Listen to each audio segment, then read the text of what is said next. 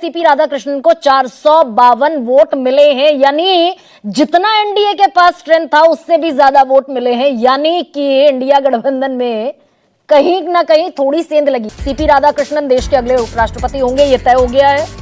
D Sudarshan Reddy जो India गठबंधन के उपराष्ट्रपति पद के उम्मीदवार थे, उन्हें मिले हैं 300 वोट और सीपी राधाकृष्णन को मिले हैं 452 वोट। यानी इंडिया के पास थे 319 वोट, रेड्डी को मिले 300 वोट, यानी कि यहां सेंधमारी हुई। और 15 वोट, इसमें एक और पॉइंट यह है कि 15 वोट अमान्य भी घोषित किए गए और अब यह तय हो गया है कि सीपी राधाकृष्णन इस देश के अगले वाइस प्रेसिडेंट होंगे।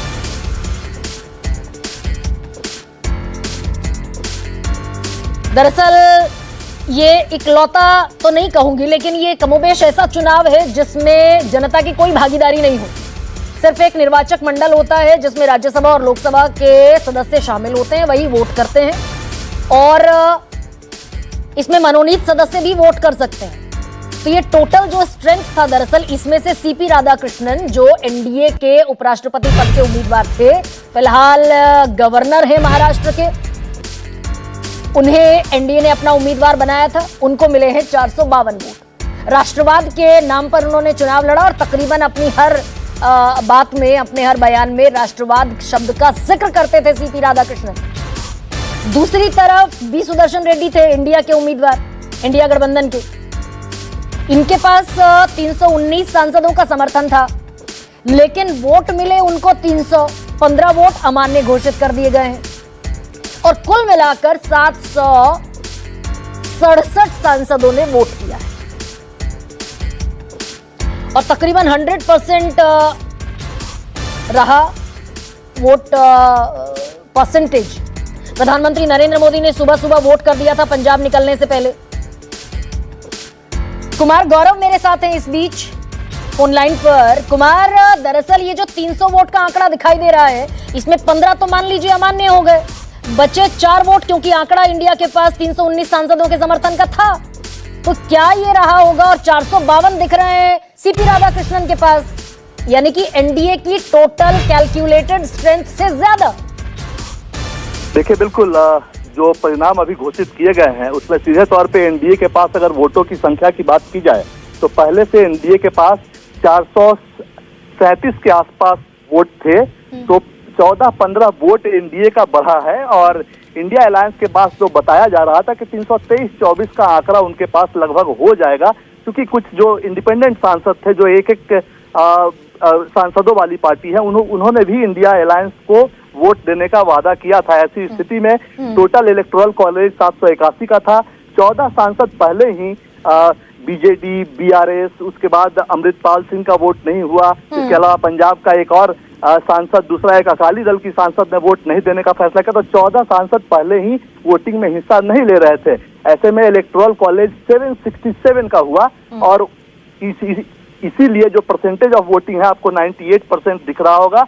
और इसके अलावा इनवैलिड वोट 15 हुए। इंडिया अलायंस को वोट मिले 300 और आंकड़ा जो एनडीए का था वो कहीं ना कहीं 13-14 वोटों का बढ़ गया। तो कहीं ना कहीं जो क्रॉस वोटिंग हुई है वो इंडिया अलायंस का ही कुछ वोट इनवैलिड भी हुआ है और इंडिया अलायंस की तरफ से क्रॉस वोटिंग हुई है, जो जिसका फायदा आपको सीपी राधाकृष्णन की जीत में जो बढ़ा हुआ आंकड़ा है 13-14 वोटों का, वो दिख रहा है। तो जाहिर तौर पे जो एक प्रयास लगातार एनडीए की तरफ से चल रहा था कि अपने सांसदों को साथ में रखना, 10 ग्रुप्स में बांटकर उन पे नजर रखना, उनसे वोट डलवाना, उसकी ट्रेनिंग करवाना, उसका कहीं ना कहीं फायदा हुआ है। उसके बाद एक विपक्ष की तरफ से लगातार कहा जा रहा था कि अंतरात्मा की आवाज पे वोट दीजिए। सत्ता पक्ष की तरफ से भी यही बात कहा जा रहा था कि अंतरात्मा की आवाज पे वोट दीजिए और शुरू से ही एनडीए के नेता ये कह रहे थे आज सुबह से ही कि जितनी हमारी संख्या है उससे ज्यादा हमें वोट मिलेंगे, इंडिया अलायंस के भी कुछ सहयोगी हमें वोट दे सकते हैं।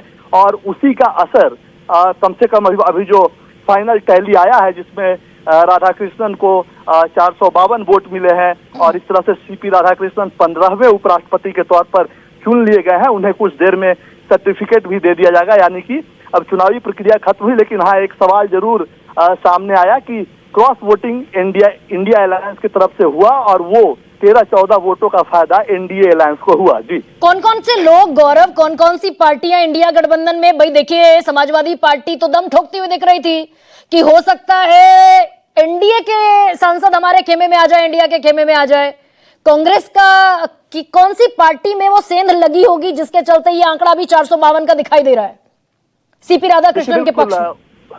देखिए बिल्कुल, वैसे अभी इस चीज के बारे में बताना मुश्किल है, क्योंकि जाहिर तौर पे ये जो वोटिंग है गुप्त मतदान है, इसमें व्हिप जारी नहीं होता, इसलिए किसी का कोई बाउंडेशन नहीं है। तो सभी सांसद जो 767 सांसदों का जो इलेक्टोरल कॉलेज फाइनल जो वोट देने के लिए आज पहुंचे थे, उनके हिसाब से अगर लिया जाए तो किसने किसको वोट किया, किस कांग्रेस पार्टी के कुछ सांसदों ने उधर वोट किया, आरजेडी ने किया या फिर समाजवादी पार्टी ने किया, ये एक अलग विषय है। लेकिन हाँ, इसकी जानकारी मिलना भी काफी मुश्किल है, चूंकि अभी ये गुप्त मतदान होता है, किसी के बारे में खुलासा नहीं किया जाता। लेकिन हाँ, सच्चाई जो है वो आपके स्क्रीन पे आपके सामने है कि 452 वोट यानी 14 वोट अतिरिक्त वोट एनडीए को मिला है वाईएसआरसीपी के अलावा, क्योंकि वाईएसआरसीपी ने पहले ही कहा था कि 11 सांसद हमारा एनडीए अलायंस के पक्ष में वोट करेंगे। तो उसके बाद जो संख्या बचती है, 15 वोट इनवैलिड भी हुआ है। अगर एक तरह से देखा जाए तो अगर आप एब्सटेन करते हैं या वोटिंग से बाहर जाते हैं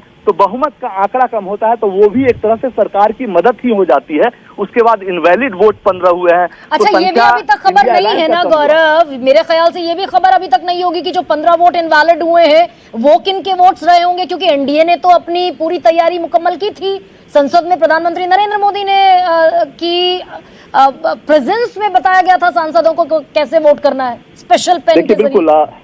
देखिए बिल्कुल, दोनों अलायंस की तरफ से मॉक पोल का अभ्यास कराया गया था और कल ही ये हुआ था। और इंडिया अलायंस ने भी ये काम किया था, प्रैक्टिस करवाया था अपने सांसदों को। एनडीए ने भी अपने सांसदों को पूरी प्रैक्टिस करवाई थी और प्रधानमंत्री ने कहा था कि आप इस बात का जरूर ध्यान रखिए कि आपका कोई भी वोट इनवैलिड नहीं हो। अगर सत्ता पक्ष का कोई वोट इनवैलिड हो जाता है तो फिर एक अलग नैरेटिव बनेगा।